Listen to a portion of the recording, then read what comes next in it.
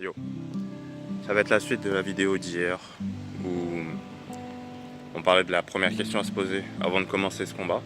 Maintenant que tu sais c'est quoi la première question et que tu as pu y répondre, on a pu y répondre.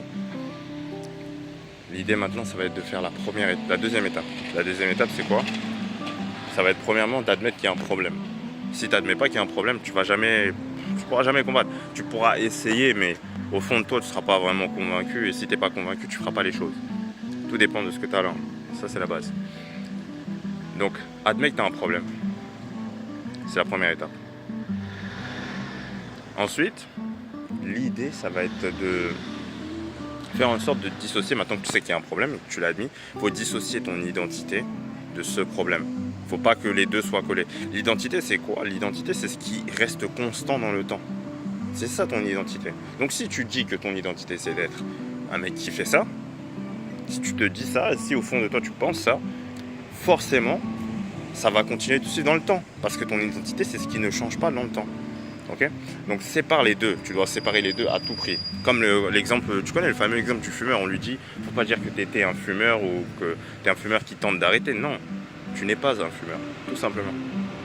Tu n'es pas un fumeur. Bon, on parle pas de cigarette là.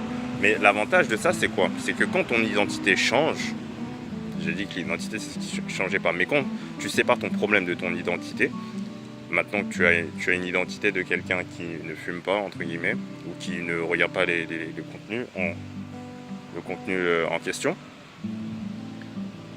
tu auras moins de sollicitations. Par exemple, pour l'exemple du fumeur, mais c'est pour tout. Hein.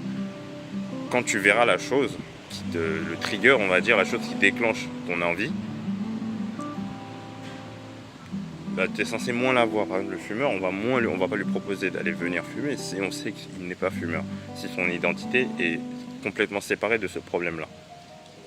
Dans ton cas, si toi tu fais comprendre à tes potes que tu n'es pas quelqu'un qui regarde ces trucs-là, ils vont arrêter de parler de ce sujet avec toi. Et donc tu seras moins sollicité. Parce que plus on est sollicité, plus on a de chance au bout d'un moment d'abandonner ou plutôt de se faire avoir et de faire la chose.